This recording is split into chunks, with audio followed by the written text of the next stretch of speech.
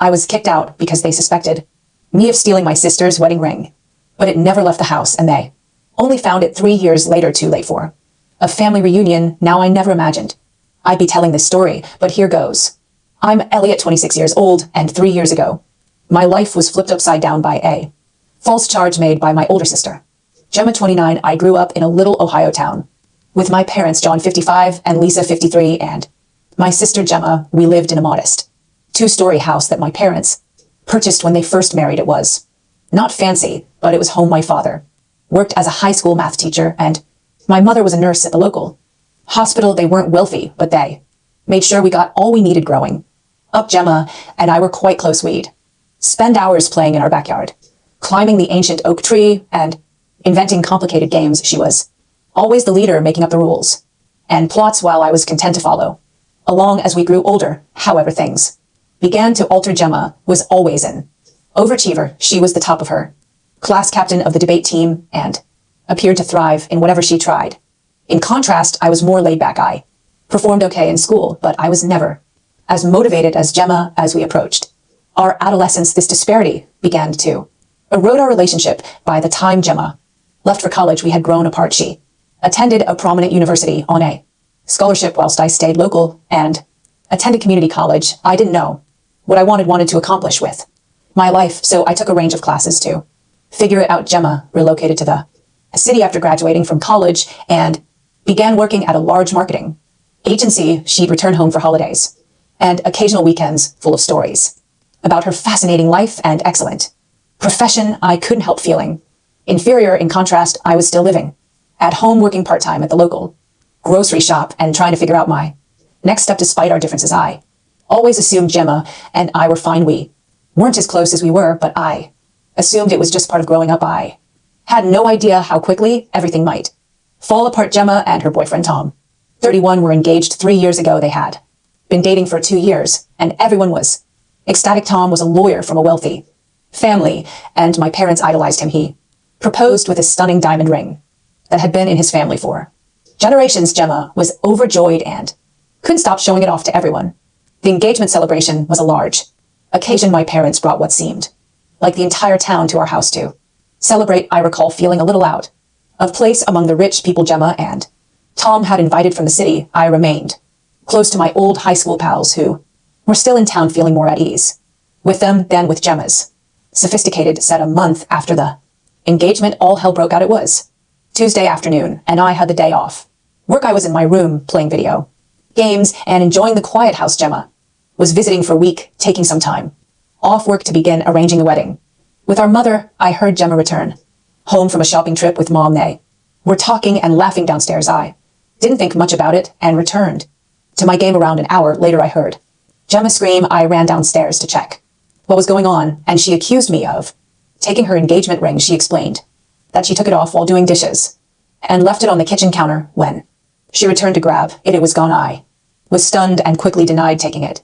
but Gemma refused to listen. She kept shrieking that I was the only other one in the home, so it must have been me. She mentioned how I was always jealous of her success and how I probably wanted to sell the ring so I could finally move out and accomplish something with my life. Our parents arrived home in the midst of the chaos, and Gemma recounted her version of events. To my horror, they believed her wholeheartedly. My mother began to cry, questioning how I could have done such a thing to my own sister. My father merely looked at me with disappointment in his eyes. They began searching my room and turned everything upside down. They didn't find the ring, but they did disc some money I had saved from my job at the supermarket. It wasn't much, maybe a few hundred, but Gemma quickly picked up on it, claiming I must have sold the ring, and that's where the money came from. I tried to explain that I had been saving for months and was considering taking some classes at the local community college, but no one listened. The following few days were a nightmare. My parents and Gemma repeatedly pressed me to confess and return the ring. They threatened to contact the police if I did not come clean. I was afraid and felt entirely alone. Nobody in my family believed me, and I was treated like a criminal in my own home. I tried contacting several of my pals, but the majority of them had moved away after high school. The few who remained in town appeared unwilling to become engaged in family strife. I felt more alone than ever after a week of relentless accusations and threats. My parents made a decision that would alter My life forever, they told me I needed to. Go, they said they couldn't trust me any longer and that I was putting shame on the family. They gave me 2 days to pack my belongings and leave. I was devastated. I had nowhere to go and didn't know what to do. My best buddy from high school, Ryan, 26, who had recently returned to town after serving in the army, offered to let me rest on his couch for a time, but I knew I couldn't stay there long. His apartment was small and he was still getting back on his feet. I packed everything I could into a backpack and an old duffel bag, including clothes, books, my laptop, and a few memories from brighter times. As I was leaving, I noticed Gemma eyeing me from her old bedroom window. I thought I caught a glint of doubt in her eyes, but she quickly turned aside, walking out of that house. The only one I'd ever known was the most difficult thing I had ever done. I felt deceived and abandoned by those who were supposed to love me completely. The saddest part was that I had done nothing wrong. For the next 2 months, I alternated between Ryan's couch and cheap motels as I could afford them. I took on any odd jobs I could find to make ends meet. I've worked as a dishwasher, dog walker, and even spent a few weeks on a construction job. It was a challenge, but I was determined to prove my innocence and succeed on my own. Eventually, I got a solid job at a warehouse on the outskirts of town. The job was hard, the hours were long, but the pay was consistent. The salary wasn't spectacular, but it allowed me to rent a modest room in a shared house with some other warehouse workers. I gradually began rebuilding my life, but the grief of what had happened never went away. I'd lie awake at night repeating the events in my memory and wondering how they had gone so wrong. How could my family have turned against me so quickly? How could Gemma, who had grown up with me and knew me better than anyone else, believe I would do such a thing? I cut all communication with my family. They attempted to contact me several times. In the beginning, my mother would leave heartfelt voicemails urging me to come home and make things right. My father sent a few text messages indicating we needed to discuss. Gemma did show up at the warehouse once, but I declined to see her. I couldn't bear to speak with them. After what they had done, they were no longer my family. For 3 years, this was how I lived. I made new friends at work, and in my shared home, we'd hang out after shifts, drink beer, and watch games.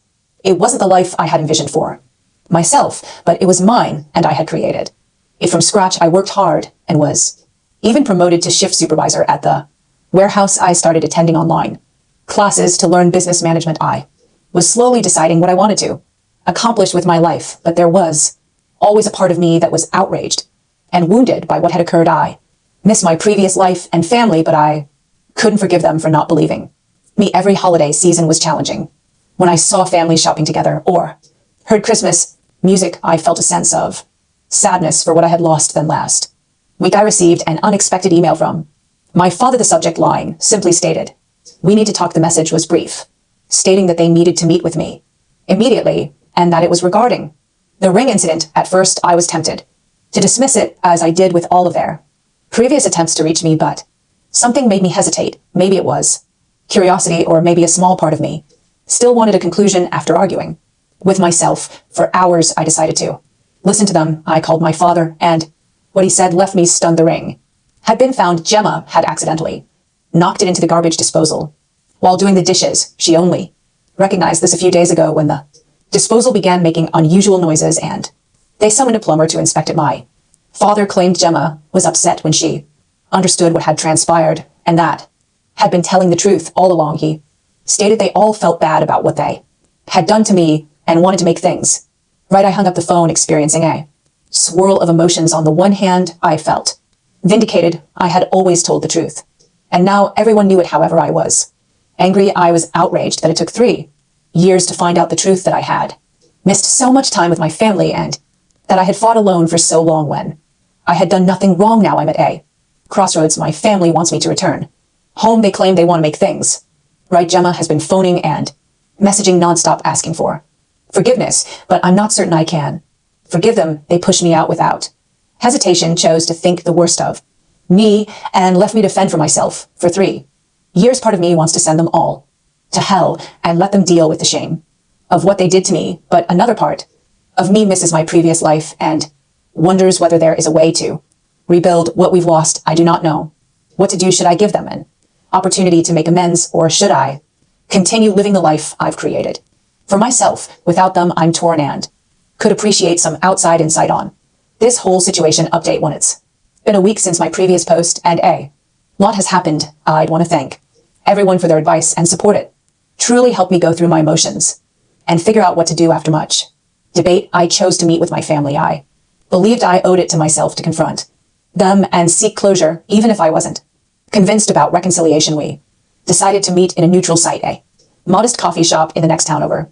I chose it because it was far enough from our hometown that we wouldn't run across anyone we knew, yet close enough that anyone could get there without too much effort. I was quite nervous on the day of the meeting. I hadn't seen my family in 3 years, and I wasn't sure what to expect. I arrived at the coffee shop early and chose a table in the corner where we could enjoy some solitude. When they walked in, it was like a hit in the belly. Seeing them after 3 years was intense. My mother burst into tears the moment she saw me. She was older than I remembered, with more gray hair and creases around her eyes. My father appeared weary and tired, his shoulders drooping as if he were carrying a huge weight. Gemma couldn't look me in the eye.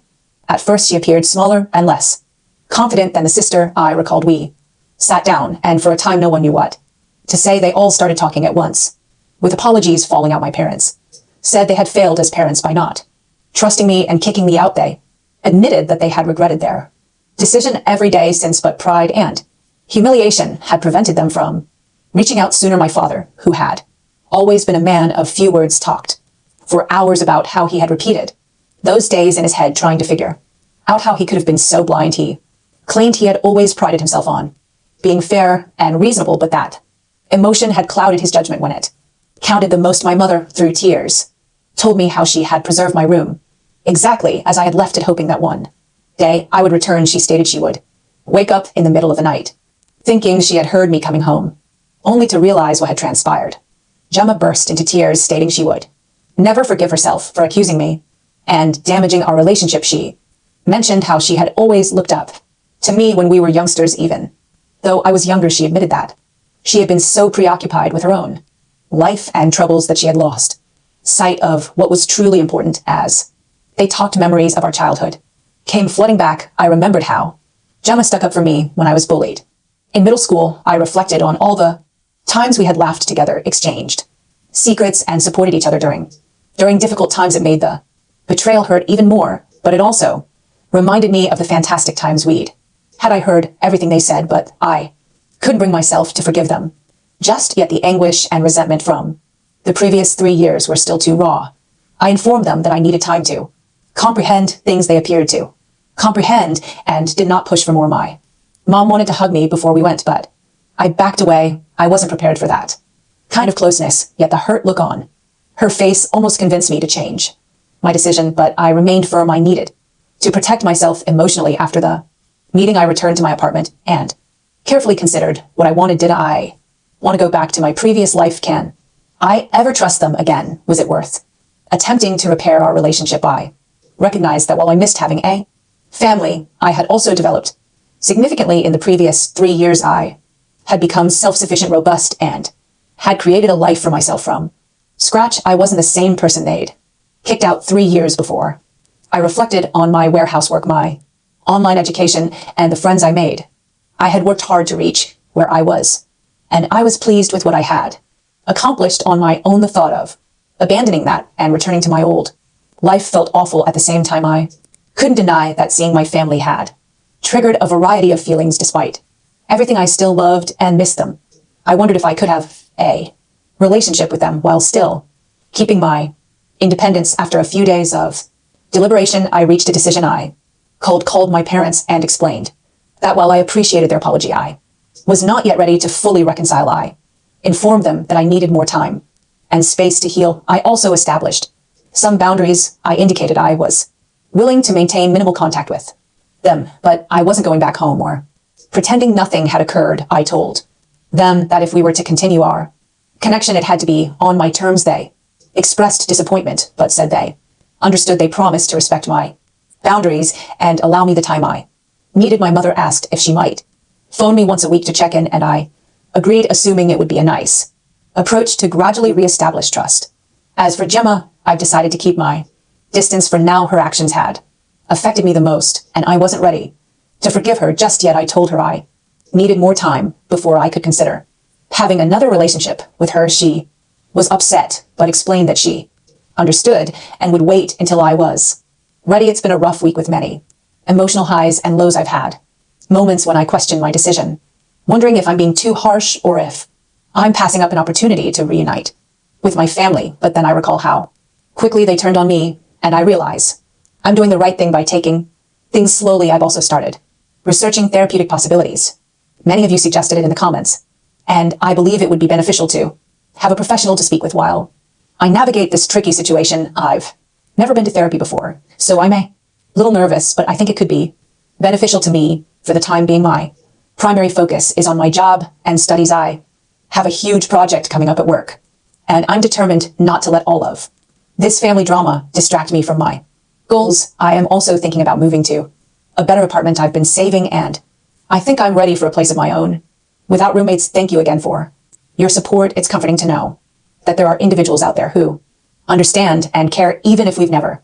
That I'll provide an update if anything substantial changes. Update to It's been almost a month since my last update, and I'd like to share some developments. I've been sticking to the boundaries I've established with my family. We've had a few phone calls and text messages, but nothing particularly intense. It's been okay, awkward at times, but not as painful as I expected. My parents have mostly respected my wishes. They check in every now and then, but they don't ask for more than I'm prepared to provide. I can tell they are working hard to rebuild trust, but it is a slow process. My mother calls once a week, as we promised. These calls were strained at first with extended silences, but they are becoming easier. We usually discuss neutral issues such as her employment at the hospital, the weather, and my online education. It's not much, but it's a beginning. My father has been sending me short emails, usually simply to check in or share something he thinks I'd be interested in. Last week, he forwarded me an article about a new business launching in our hometown. It was a little gesture, but it reminded me of how he would clip newspaper stories. For me, when I was younger, Gemma struggled with the barrier I'd created between us. She sent me many long, emotional texts apologizing and pleading for the opportunity to make things right. I responded simply stating that I need more time. It's difficult, but I'm holding firm on this. I know she's hurting, but I'm not prepared to deal with her feelings on top of mine. The big news is that I have started treatment. I discovered a counselor that specializes in family trauma, and we've had a few sessions thus far. It has been difficult to bring up all of the grief from the past, but I believe it is helping. My therapist is assisting me in resolving my anger and trust issues, as well as providing me with strategies for setting good boundaries. In our last session, we discussed how the incident with the ring was more than just the accusation, but also years of feeling like I didn't measure up to Gemma's accomplishments. It's made me recognize that there were difficulties in our family dynamic long before the ring incident, and that healing will require addressing those as well. One unanticipated result of all of this is that I've become closer to my pals, particularly Ryan. They've been extremely supportive throughout the entire ordeal. Ryan even offered to accompany me to any future family meetings for moral support. It's taught me that family is more than just blood. It's about who supports you when things go rough. Work has been a welcome distraction. I've poured myself into my career and even received a modest promotion. I'm now in charge of inventory management for my shift, which means additional responsibility and a minor pay increase. It is nice to have something pleasant to focus on. In terms of my living situation, I've decided to stay where I am for the time being. It's not much, but it's mine and symbolizes the independence I've worked so hard for. My parents offered to help me find a better place, but I declined. I have to do this on my own. However, I began to carefully consider choices for furthering my studies. A state institution located approximately an hour distant provides night classes. I am considering applying to their business program. It would be a significant move, but I believe I'm prepared for it. Overall, I'm taking it one day at a time. Certain days are harder than others. There are times when I mourn our easy connection as a family, but then I recall how fast they turned on me, and I realize I can't rush this process. My therapist thinks it's good to have mixed feelings about everything. She encourages me to be patient with myself and not feel obligated to forgive before I'm ready. We're working on techniques for dealing with upcoming family gatherings and holidays, which are making me more apprehensive than I'd like to admit. For the time being, my priorities are recovering and creating a life I can be proud of with or without my family. It's not easy, but I'm positive about the future. I'm learning that it's all right to put myself first, and that creating boundaries does not make me a horrible Person, thank you for your continuing support. Your comments and messages have provided me with strength during this process. It's comforting to know I'm not alone in coping with familial issues. Like these update 3, it's been 6 months since my original post, so I thought it was time for a last update. A lot has changed during the last few months. The biggest news is that I've decided to relocate to a different place in search of a new employment opportunity. It's a significant advancement in my profession, and I'm looking forward to the new opportunities. The job is with a logistics company, and the work is comparable to what I did at the warehouse, but on a much larger scale.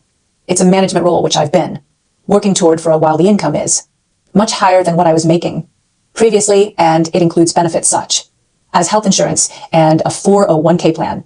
Before making this decision, I had a lengthy conversation with my therapist. We talked about how this move will influence my healing process and my relationship with my family. Finally, we agreed that this could be a good thing for me, an opportunity to fully stand on my own 2 feet and identify myself outside of the family drama. I informed my parents about the transfer last week. They were astonished and disappointed, yet they expressed their understanding. My mother cried a little, stating she had hoped we'd have more time to restore our relationship before my departure. My father was more stoic, but I could see he was disappointed too. They were both concerned about me being alone in a strange place, but I told them that I'd be okay. Gemma took it the hardest after I told her. She showed up unannounced to my flat, pleading with me not to go. She admitted that she felt like she was losing me all over again. It was a challenging conversation, but I held my ground. I informed her that this was something I needed to do for myself, and that our relationship was not in a position where her opinion could influence my decision. Our relationship is improving, but it is not perfect. We've enjoyed several family dinners in recent months. They've been uncomfortable and awkward at times, but we're gradually learning to be around each other again. Trust is still a major issue. I sometimes question their motives, wondering if they truly believe what they say or if they are simply attempting to relieve their guilt. My therapist has been crucial throughout this. She has helped me analyze my emotions and create boundaries. She has emphasized that forgiveness does not imply forgetting or pretending that the trauma never happened. It's about letting go of my anger in order to find peace of mind. I've taken that to heart. While I don't believe I'll ever forget what happened, I'm attempting to forgive my family, not for their sake, but for mine. It was hard to carry around all of my anger and bitterness, and I'm ready to let it go as I prepare for this relocation. I've been thinking about everything that has transpired. 3 years ago, I thought my life was finished. I'd lost everything, including everyone I cared about, but now I see how much I've learned from that experience. I'm stronger, more independent, and have a better understanding of my own worth than I ever had. I don't know what the future holds for me and my family. We intend to stay in touch once I relocate, with weekly phone calls and visits during the holidays. It's a start. Perhaps with time and distance, we will be able to create something new. For the time being, my attention is focused on the future. I'm excited about my new work, the new city, and the opportunities that await me. I've started looking for apartments online and researched the region where I'll be residing. It's a mix of excitement and trepidation, but I'm largely looking forward to this next chapter in my life. Whatever happens to my family, I'm confident I'll be okay. I've shown to myself that I can deal with whatever life throws at me, and I've learned the value of surrounding myself with people that believe in and support me, whether they're related or not.